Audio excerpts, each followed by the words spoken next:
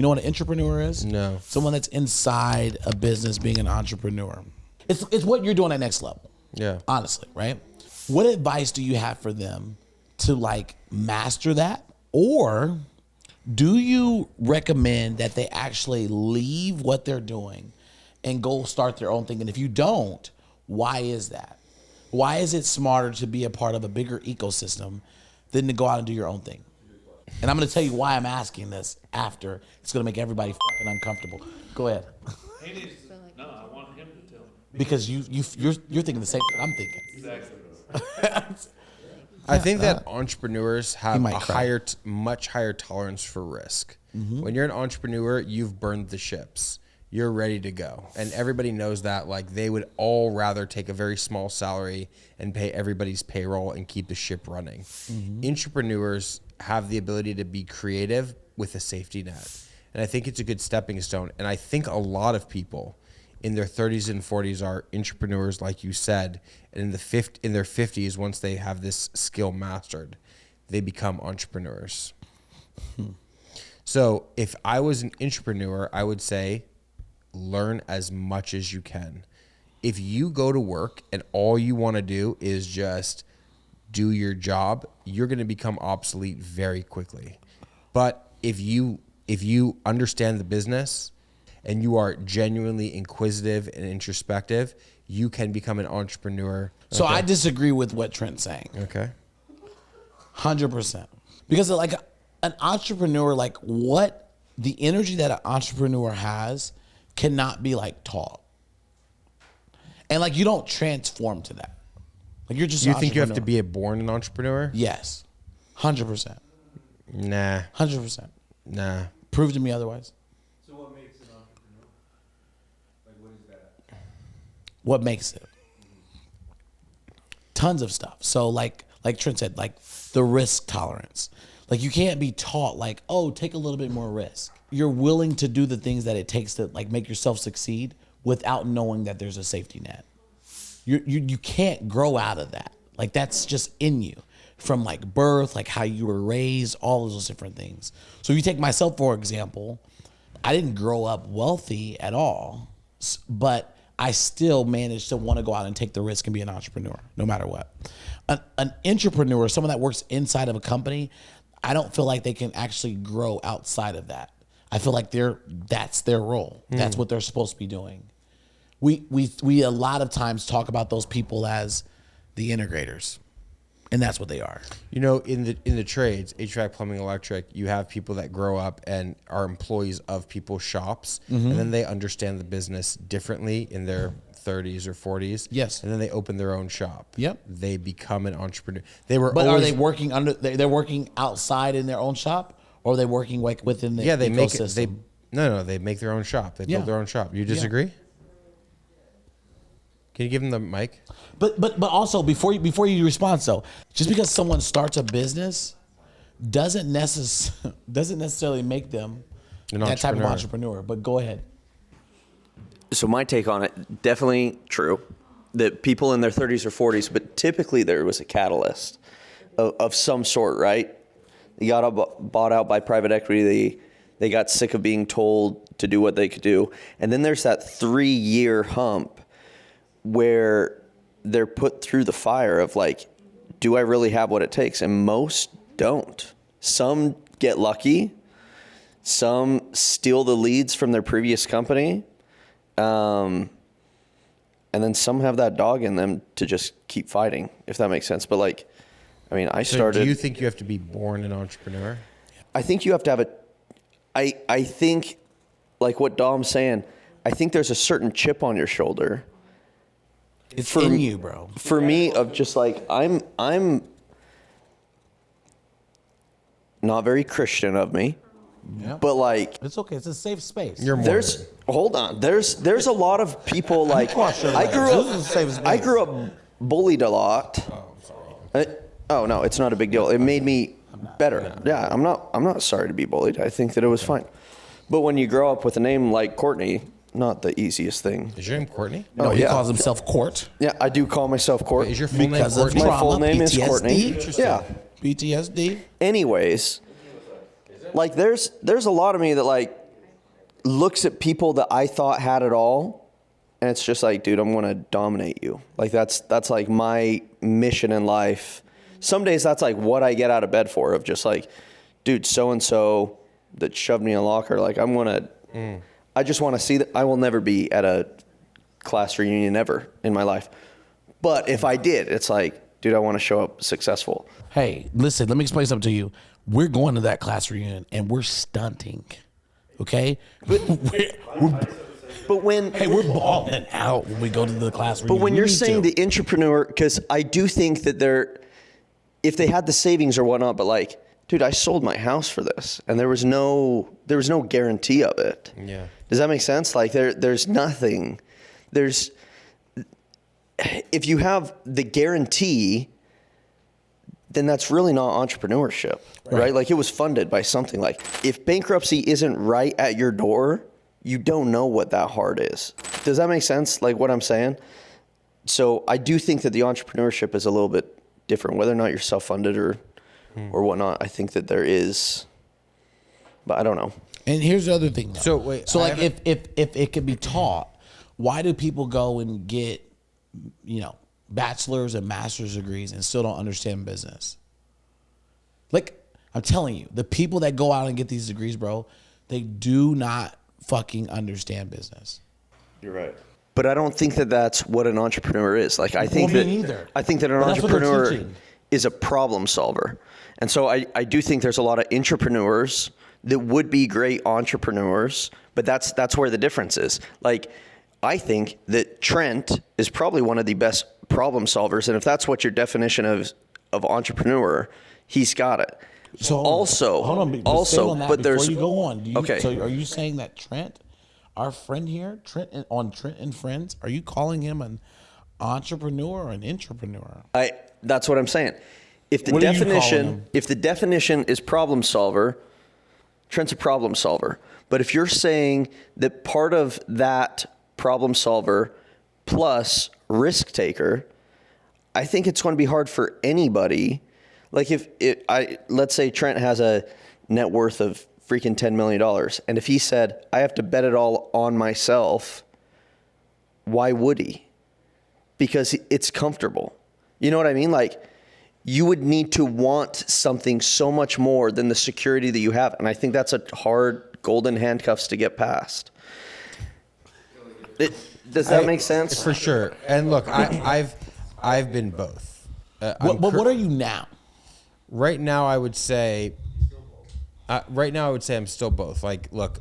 But why though? Like, what makes you comfortable being entrepreneur? Like, this is me being transparent. Okay.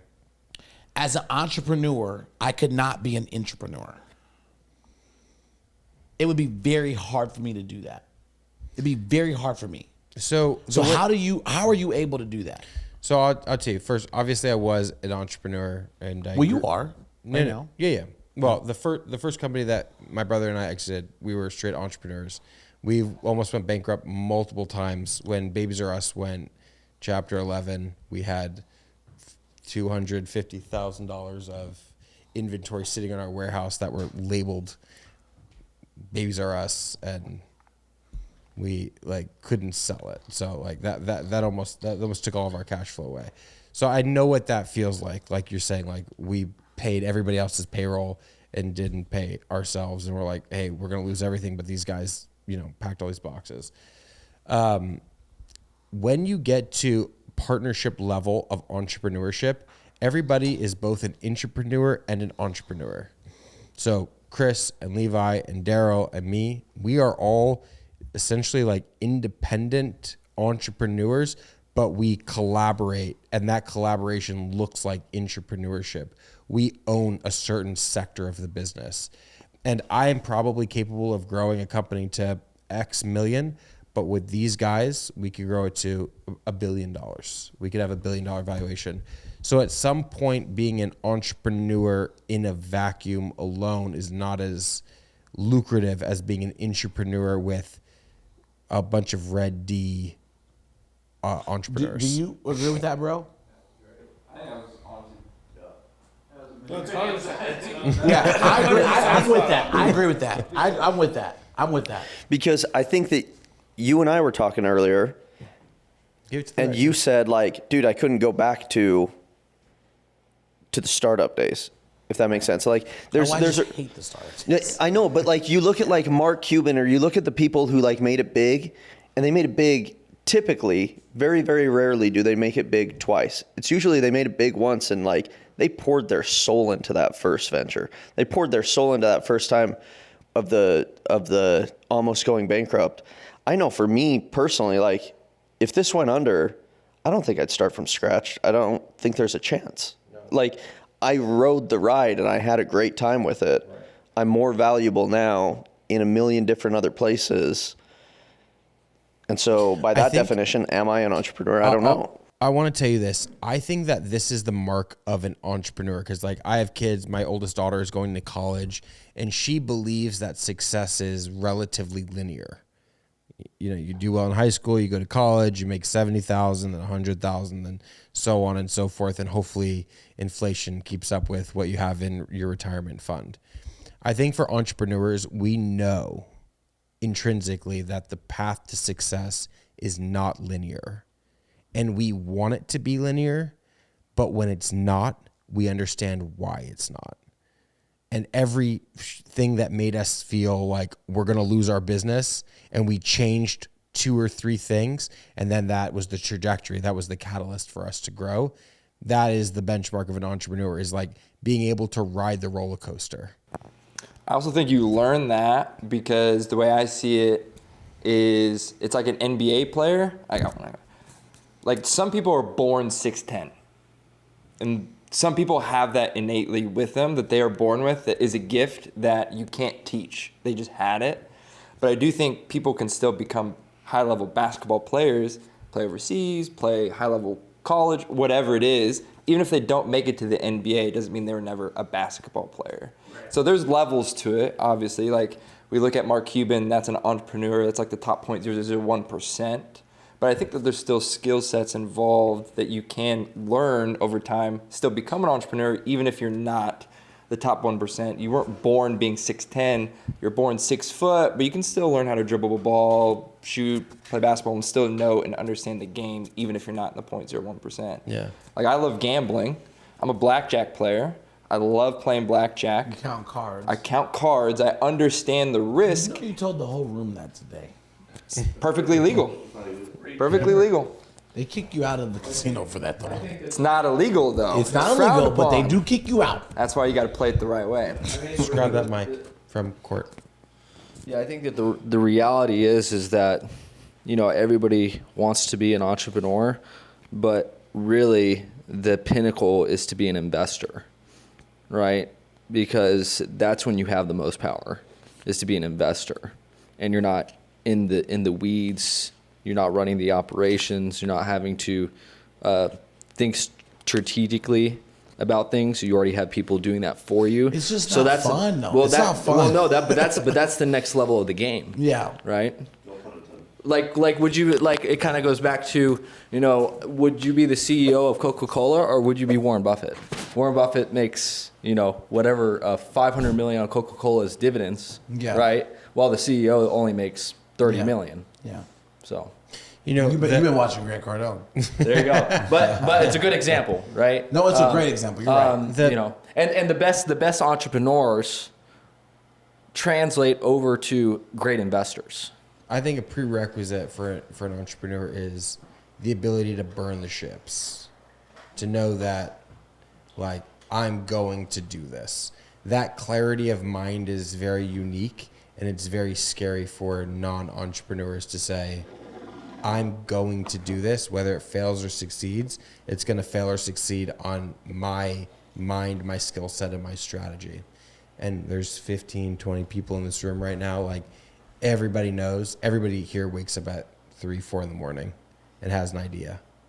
And you think about that idea, then you wake up at 7 o'clock in the morning and you do your workout and you try to express that idea, right? Like that is what entrepreneurs do. And I have friends that are not entrepreneurs, they're successful and they have, you know, W-2 jobs, but they sleep soundly until 8 a.m. Yeah. You know, and they clock in, clock out, and 5 o'clock they don't think about it. And here we are at midnight still talking about work, because in my worldview, that is the goal of player one. It is to become the best version of yourself. It is to express yourself as an entrepreneur. And in a lot of ways, I think entrepreneurs we're artists. We take a lot of risks. We don't know if it's going to be successful. We don't even know if it's going to be beautiful, but we're passionate enough about it to see it through. And I think that is the most beautiful thing about entrepreneurship and about what player one is. It's find out who you are at a young age and then don't listen to everybody else. The game is meant to deceive you, and your ability to move through the game with impunity makes you a really strong player. Like, you could have won a lot of different ways. Yeah, right? When you were 18 years old, bro, you didn't I go went to college. You didn't go to college. No. And you run one of the most successful, profitable, top line revenue residential commercial cleaning companies that I've ever met. Yeah. You didn't go to college, right? But somebody who went to college is working at your company. Yeah.